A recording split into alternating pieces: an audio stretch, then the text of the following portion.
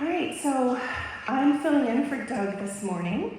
He is at a boys' camping trip with his non-for-profit that he's the director of. So he's serving in a different ministry this morning. And so rather than getting like another minister to come in, he just asked me to do this. So I don't know if that's good or bad. I don't know if you'll enjoy that or if you'll prefer that he asked someone else to come, but we're going to do the best we can. I'm really thankful that you all are so gracious because even though I'm here each week, I clearly didn't have like all the service order in place, right? So we're just kind of like flubbing, right? We're doing the best we can. So anyway, one of my jobs is to be a trainer. So I teach people about different things regarding social work and mental health. And so I don't usually have any trouble getting up in front of people and talking and teaching. So this isn't nerve-wracking for me, but I do hope that it is useful to you, that you find the information helpful, and that it does bless you. And so I don't have all this memorized because, I don't know if Doug memorizes his sermons or how much he uses notes. I have all my notes printed out. So if I refer to my notes, be gracious. I won't read to you. I'll try not to read to you. But some of what I'm going to talk about is like, I'm going to have to look at my notes. So anyway, all of that's a disclaimer. So as Thanksgiving is coming upon us, we thought we would do something around Thanksgiving. And so, yeah, it's not just for the last Thursday in November, right? This is going to be about Thanksgiving, being something we keep in our hearts all the time. So I thought maybe we'd look to see how it came to be, just so we can kind of make the most meaning out of this holiday. So for some of us, when we have Thanksgiving, we might intentionally kind of ponder our blessings, and we maybe have some traditions around expressing gratitude, or maybe around the Thanksgiving table. Maybe you don't intentionally do that, but for most of us, it still involves kind of gathering with people that we love and share a meal. So Thanksgiving traditions, probably vary among all of us. But most of us probably do have some food or activities that we do every year that we really look forward to, something that's sort of a tradition. So I'm kind of curious about all of you. This is going to be participatory. What are some of your Thanksgiving traditions? Zoe? We go eat lunch Thanksgiving at my nana's, and then we have dinner at my house with my mom's side of the family. Yeah, so we do 2 meals. We do lunch with Doug's parents, and then we do dinner or supper with my side of the family, and I host my side of the family, and we go to Doug's parents for lunch.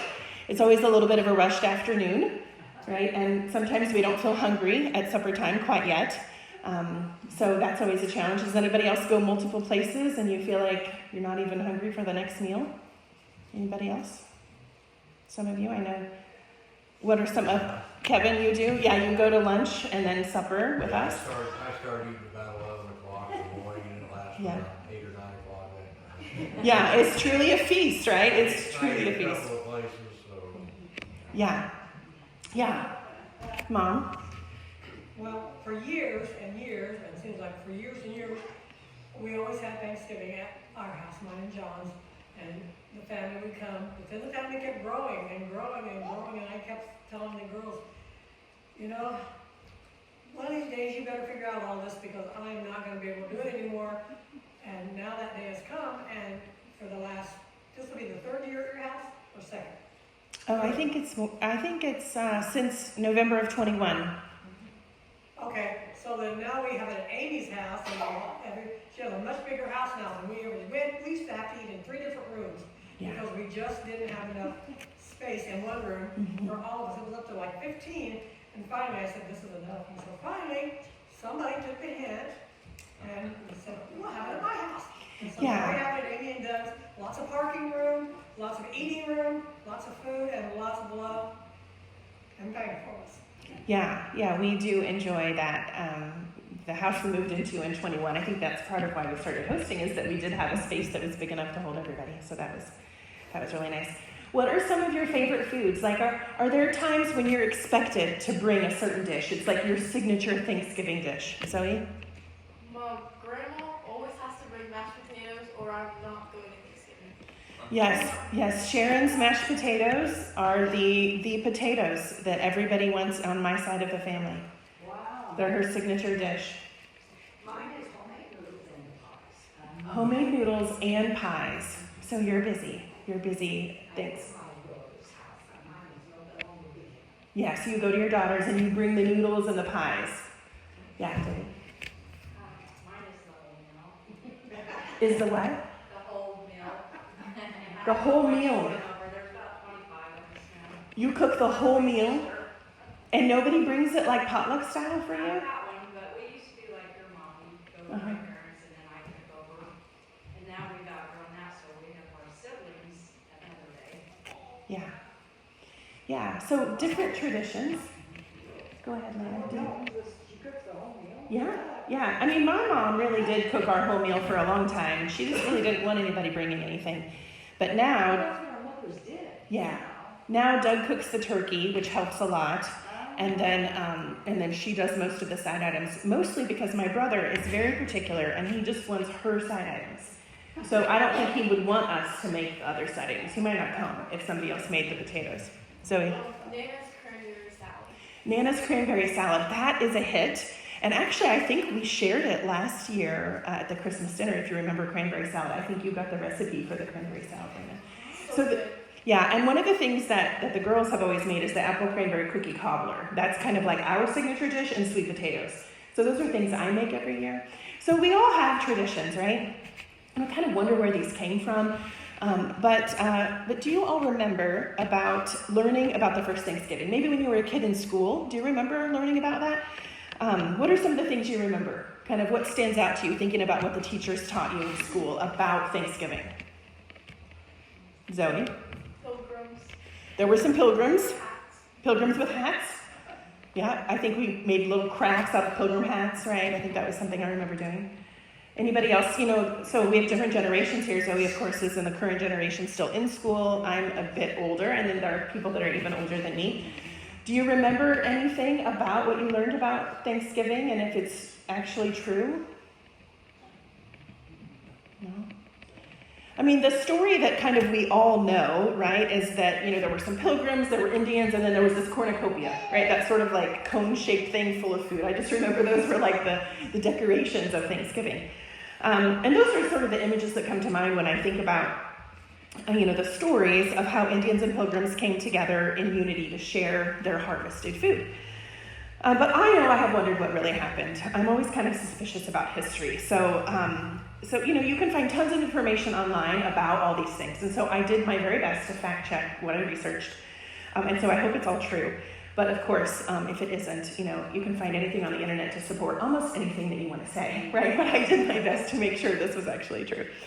But so as you probably know, the Pilgrims were a group of English separatists, right? That was a denomination. And they broke away from the Church of England because they wanted to practice Christianity in their own way. Now, I don't know what way they wanted to do that. I don't know how the Church of England was limiting them. I didn't find that part out. But they were persecuted in England, so they first fled to the Netherlands. And that was around 1608, and that's where they were hoping to get religious freedom.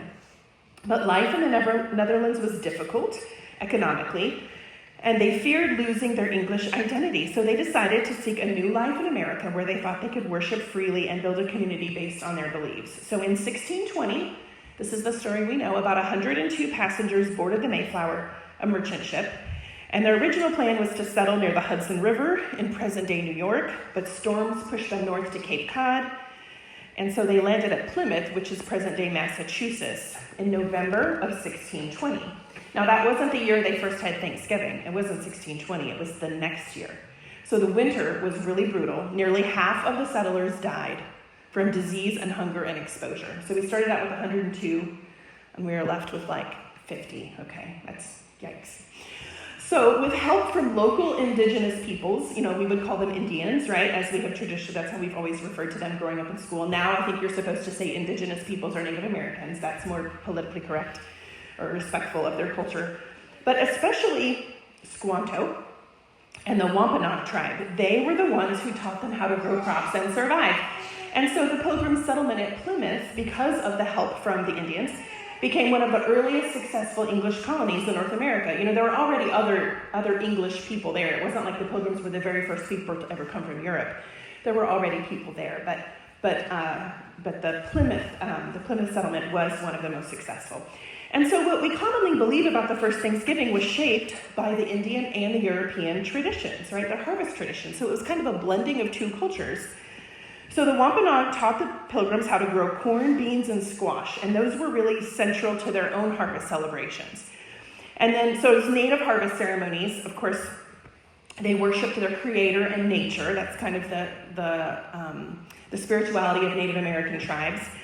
So they already were worshiping and having some communal feasting as part of their ceremonies for their gods. And so this event, this Thanksgiving event, occurred after the successful harvest of crops the following year. And so it was, the Indians were already going to celebrate because it aligned with like their seasonal gatherings that they were doing with the cycles of nature. But then they decided to come together. Now, Europeans were also used to celebrating in this way. They were accustomed to holding days of prayer and thanksgiving after significant events, like a good harvest or survival through hardship. And now this morning, what is so interesting is that we sang a song. The first song we sang had some lyrics in it about harvest home. Do you remember singing those just now? So there was an English tradition called harvest home. And this was about decorating, feasting, and celebrating abundance, similar to what the pilgrims practiced. So it's actually a festival that the Europeans were already doing called Harvest Home. I looked to see when that song was written, and it was written in England. So that song was probably written sort of in maybe a song that would have been sung at Harvest Home during this particular celebration. And so the concept of like a formal meal with multiple dishes, that really reflected European customs rather than Indian customs. But both cultures emphasized gratitude and community and rituals around food. And so feasting and sharing were central, but indigenous celebrations were more spiritual and cyclical with nature, where European ones often had church involvement. So these two cultures kind of came together. So the simplified story that we all learned in school kind of portrays this harmonious feast between the Pilgrims and the Native Americans. But in reality, the Wampanoag tribe people were dealing with devastating population loss from European diseases. Their alliance with the Pilgrims, it was actually strategic for survival against rival tribes, not just goodwill towards them. And so the famous first Thanksgiving was a harvest celebration in the fall of 1621, and it lasted for 3 days. Sometimes ours last a little longer too, because we go from house to house on different days if everybody can't get together, right? But I'm thinking this was a continual feast. And so it was the fall of 1621. It lasted for 3 days, and it was less a single holiday and more like a cultural exchange rooted in mutual survival and seasonal celebration.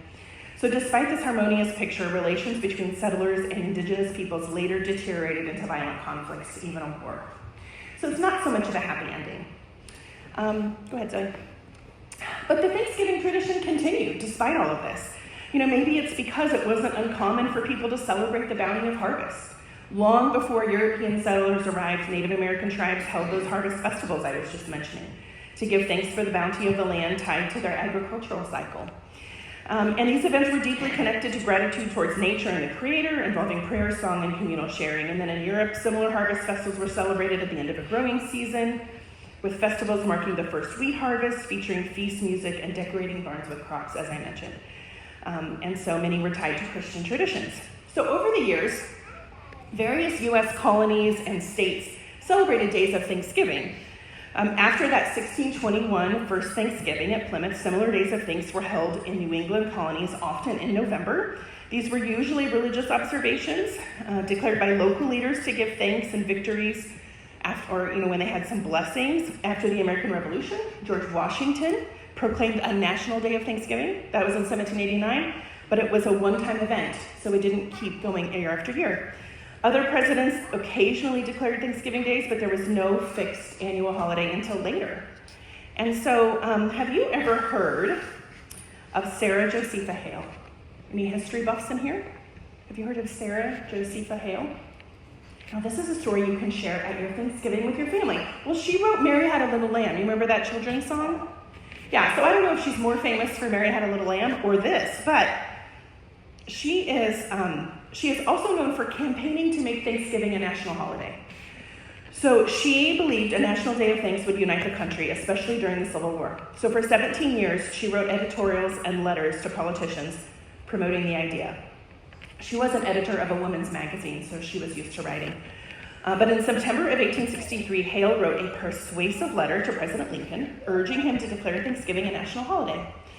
And she argued it would foster unity and gratitude during a time of division. And so Lincoln agreed, and he issued a proclamation on October 3rd, 1863, establishing Thanksgiving as a national holiday to be celebrated on the last Thursday of November. He called for the holiday to be a day of thanksgiving and praise to our beneficent Father who dwelleth in the heavens.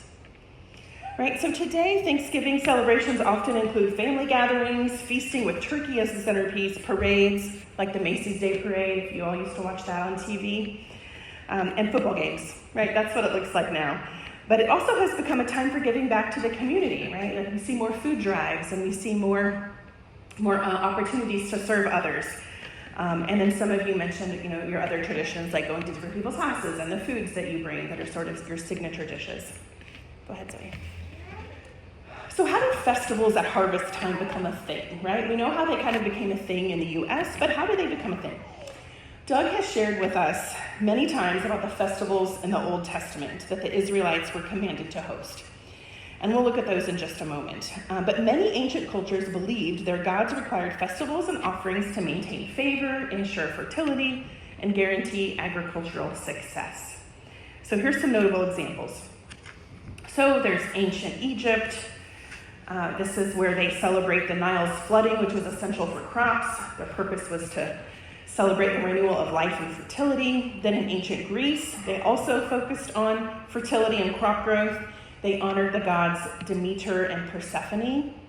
And this was to ensure a successful harvest and human fertility. In ancient Rome, they celebrated the god Ceres, and this was about abundance in agricultural cycles. So they wanted gratitude, to show gratitude for crops and social renewal. And as I mentioned before, some Native American tribes also celebrated a green corn festival that honored the creator and nature spirits. And this was, again, for Thanksgiving for harvest and to honor their spirits that they worshipped. Other cultures, like in China and India, they also honor things like the moon and how it has cycles that tie in with agriculture. And then also in India, the sun god for crops. So Yahweh, the God of Israel, was not unique in expecting harvest-related observances, right? This was a widespread cultural pattern where divine beings were linked to sustenance. So where do you think they got those ideas about celebrating harvest with a feast, right? These other ancient cultures. Well, of course, from Yahweh and the Israelites, right? So several feasts were commanded by God to be celebrated by the Israelites. Each feast had a purpose. It was some remembrance of an event, a harvest celebration, and community gathering. Now, there were lots of feasts. I'm only going to talk about the feasts of the harvest. There are 3 of them. So the first one is the Feast of Firstfruits, and it was the first of 3 harvest feasts to thank God for his provision. The feast was to acknowledge God as the source of all blessings. And it was also to be celebrated during the harvest season, marking the beginning of the grain harvest. And so Israelites were to offer the first sheaf of their harvest to God as an expression of gratitude and trust in his provision. And so this is what it says in Leviticus 23, verse 9. The Lord said to Moses, and you can follow along if you can read up there. But the Lord said to Moses, "Speak to the Israelites and say to them, when you enter the land that I am giving you and harvest its produce, you must bring the first bundle of your harvest to the priest. The priest will lift up the bundle before the Lord so that it will be acceptable on your behalf. The priest will do this on the day after the Sabbath. On the day the bundle is lifted up for you, you must offer a flawless 1-year-old lamb as an entirely burned offering to the Lord.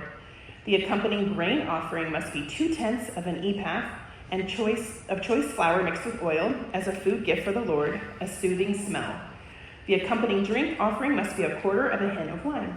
You must not eat any bread, roasted grain, or fresh grain until the exact day when you bring your God's offering. This is a permanent rule throughout your future generations wherever you live." Go ahead, Zoe. So the Feast of Firstfruits was celebrated on the 3rd day, the day after the Sabbath following Passover. And so this 3rd day celebration was the same day that Jesus resurrected from the dead, fulfilling ancient tradition. I think that's so interesting. All this timing and all these fulfilling of prophecies, right? It's like God had a plan. So in 1 Corinthians 15:20, Paul refers to Jesus as the first fruits of the dead. He says, "But in fact, Christ has been raised from the dead. He's the first crop of the harvest of those who have died. Since death came through a human being, the resurrection of the dead came through one too. In the same way that everyone dies in Adam, so also everyone will be given life in Christ. Each event will happen in the right order. Christ, the first crop of the harvest, then those who belong to Christ at his coming, and then the end, when Christ hands over the kingdom to God, the Father, when he brings every form of rule, every authority, and power to an end." So he represents the first of the great harvest of souls, including all of us, that will resurrect to eternal life because of the new covenant. So that's how Jesus fulfills this first feast. All right, let's move on to the Feast of Weeks. This is also known as Pentecost, and it's the second of 3 harvest feasts. This feast was meant for celebration of the harvest and God's law. It was to occur 50 days after Passover and celebrates the end of the grain harvest and commemorates the giving of the law at Mount Sinai. It emphasizes thanksgiving for God's blessings and the importance of his word. It says in Leviticus 23:15, "You must count off 7 weeks, starting with the day after the Sabbath. The day you bring the bundle for the uplifted offering. These must be complete. You will count off 50 days until the day after the 7th Sabbath. Then you must present a new grain offering to the Lord. From wherever you live, you will bring 2 loaves of bread as an uplifted offering. These must be made of 2/10 of an ephah of choice flour, baked with leaven, as early produce to the Lord. Along with the bread, you must present 7 flawless 1-year-old lambs, 1 bull from the herd, and 2 rams. These will be an entirely burnt offering to the Lord, along with their grain offerings and drink offerings as a food gift of soothing smell to the Lord. You must also offer 1 male goat as a purification offering and 2 1-year-old lambs as a communal sacrifice of well-being. The priest will lift up the 2 sheep, along with the bread of the early produce, as an uplifted offering before the Lord. These will be holy to the Lord and will belong to the priest. On that very same day, you must make a proclamation. It will be a holy occasion for you. You must not do any job-related work. This is a permanent rule wherever you live throughout your future generations. When you harvest your land's produce, you must not harvest all the way to the edge of your field, and don't gather every remaining bit of your harvest. Leave these items for the poor and the immigrant. I am the Lord your God." So a couple of things I like there is that he says that you don't have to work on some of these days. And isn't that kind of what we do with Thanksgiving, right? Most people have it off. Now, with retail, there's lots of people still working on Thanksgiving, and they don't get a day off. But I think the idea is that we treat it like a Sabbath, right? That we're celebrating God's faithfulness and we're thankful to him. We can take the day off from work. So I like that idea, that we don't have to work. But it's also really interesting, about him saying that don't take all your harvest and leave some for others, right? And that's something that we value here at this church, is giving, right, to people that are less fortunate, that need something. And literally we give to the food pantries, right? So God's plan to save souls included more than the Jews, right? We've been learning this, that it's for Jew and Gentile. So through Jesus, this plan was revealed. In Matthew 9:37, Jesus tells his disciples that the harvest is great, but the workers are few. Then he put the plan into place. In Acts 1:14, he tells them to wait in Jerusalem for the Holy Spirit. That arrival was the day the church was born. It was Pentecost. And the harvest began with 3,000 souls, 3,000 people coming to Jesus. The message spread to both Jews and Gentiles, the 2 leavened loaves of bread, extending the harvest to us. Right? So that's another way that Jesus fulfilled the Feast of Weeks in Pentecost. Okay? So the Feast of Tabernacles is also called the Feast of Booths or the Festival of Shelters, and it's the 3rd Feast of Harvest. This feast was to remember God's provision in the wilderness. This feast lasts for 7 days. That's a really good one. And commemorates the Israelites' wilderness journey and God's provision. It involves living in temporary shelters and celebrating the harvest. Maybe that's not so good. I don't know if I'd want to live in a tent for 7 days to celebrate. Long, nice feast, but living in the tents, I'm not sure. But I guess for them, they were probably used to that idea, right? It doesn't equate quite as well as it should for us. It was probably still a sacrifice, though. So this passage reads, this is kind of a long one. You can read along if you can see it, but I know that the text is small. The Lord said to Moses, Say to the Israelites, the festival of booths to the Lord will start on the 15th day of the 7th month and will last for 7 days. The first day is a holy occasion. You must not do any job-related work. For 7 days you will offer food gifts to the Lord. On the 8th day you will have a holy occasion and must offer a food gift to the Lord.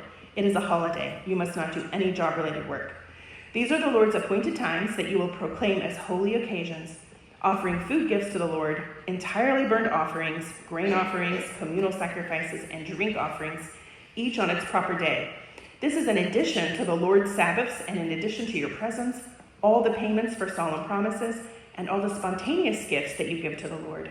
Note that on the 15th day of the 7th month, when you have gathered the land's crops, you will celebrate the Lord's festival for 7 days. This first day and the 8th day are days of special rest. He's repeating this. I guess it's important, right?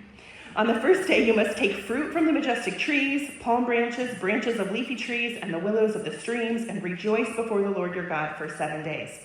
You will celebrate this festival to the Lord for 7 days each year. This is a permanent rule throughout your future generations. You will celebrate it in the 7th month. For 7 days, you must live in huts. Every citizen of Israel must live in huts, so that your future generations will know that I made the Israelites live in huts when I brought them out of the land of Egypt. I am the Lord your God. So certainly that's a way of showing the remembrance. Remember at the beginning I talked about the feasts were to show different things. One of them is remembrance. So he doesn't want them to forget how he brought them out and they had to live in huts.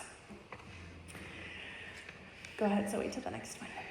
So Jesus is called Emmanuel in Isaiah 7:14 and in Matthew 1:23.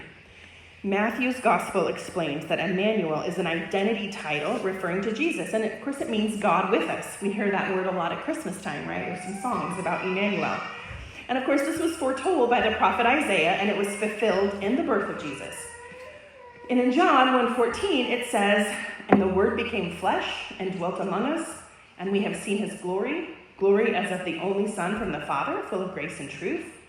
And then in Hebrews 9:11-24, it says that Jesus serves as the high priest in a greater and more perfect tabernacle, not made by human hands, which is in heaven itself.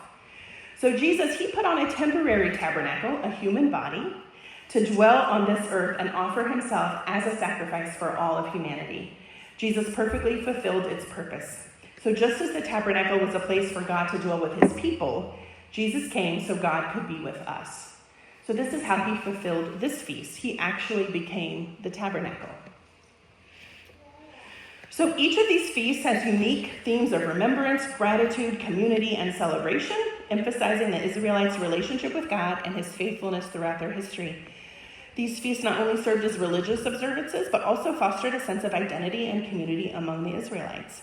And so these feasts are not unlike our modern Thanksgiving celebrations. Hopefully you could hear some of that and how we celebrate. So gratitude is an act of worship. You know, this was kind of commanded that each family bring a certain type of offering or sacrifice. Right? It would say each family should bring this many kinds of this animal and this many kinds of this grain or this kind of produce.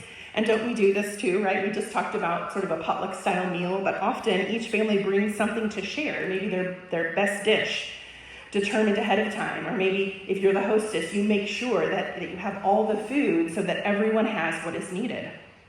This is the same kind of thing we do with our feasts now, right? And so there was also community and fellowship. Our Thanksgiving dinners can kind of serve as family reunions, right? Where we have people come from out of town that we don't see very often, and it's a time to fellowship. And maybe we invite somebody to come that doesn't have a place to go. Has anybody ever done that?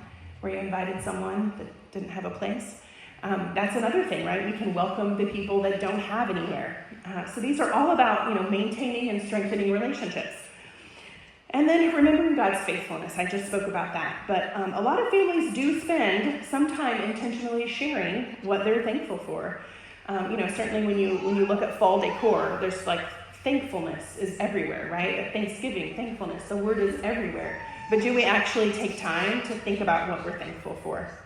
And then finally, let us remember what I mentioned about, giving out of our abundance. Leviticus 23:22. Yahweh commanded that some of the crop be left for those less fortunate. And our ministry, one of them is the food pantry, is continually providing for those in need, right? We support both food pantries and Mat Tuna and Yoga. And so Thanksgiving is an especially important time to support that, right? We're sharing both from our abundance and also sacrificially. So go to the next one. So here are some ways our Thanksgiving celebrations can reflect the communal aspects of the Old Testament feasts, right? So maybe we could create space for people to share personal stories of gratitude. Maybe you let people go around the table and say what they're thankful for, similar to how the Israelites recounted God's faithfulness during feasts. Maybe this is the time of year where you do want to organize a food drive or a toy drive. We've already done all of that, right? So we do this in our church. But in the community, maybe that's something that you want to participate in as well, right? This is embodying the spirit of generosity found in the feasts. Always making sure we bless the meal. It takes a lot of work to cook and provide all that. It's expensive to provide a whole meal, right? It adds up. And so we want to be thankful to the hosts and hostesses of our Thanksgiving events. I know that at the end of the day, I've been standing for a lot of it, and I am just exhausted. Even though I'm not that old, I feel like I've just, ran a marathon some days, when we prepare all this food and entertain and host. And so we want to make sure that we're blessing the people that are working so hard to create this feast for us, right? And so we want to bless the meal, and we can do that, just before we eat, but we can also have people kind of popcorn prayer, right? Everybody can kind of say something to the Lord about being grateful for the meal and the feast and the time together with everyone. Maybe you want to do some scripture reading. At Christmas time, we often read a Christmas story, but maybe we want to read some scripture about Thanksgiving, right? Something that highlights themes of gratitude and community. The feasts were often centered around scripture. We could incorporate songs or hymns that express gratitude, right? We can sing some hymns while we're there with others. And then maybe even, kind of host a small group discussion after the meal to reflect what each person is thankful for and how they can support one another throughout the year. Because Thanksgiving shouldn't just be, the attitude of Thanksgiving shouldn't just be on Thanksgiving, right? We know that beyond that day, all of us have needs and all of us need support. We need to live in community with each other. So that might be helpful, is figuring out how we can support each other through the year. So maybe by trying out some of these, perhaps creating some new traditions, our Thanksgiving celebrations can really embody that spirit of community and gratitude that was found in the Old Testament feasts, creating a more meaningful and connected experience for everyone. Okay, so we're going to sing again. We're going to sing together as is usual at the end of the service.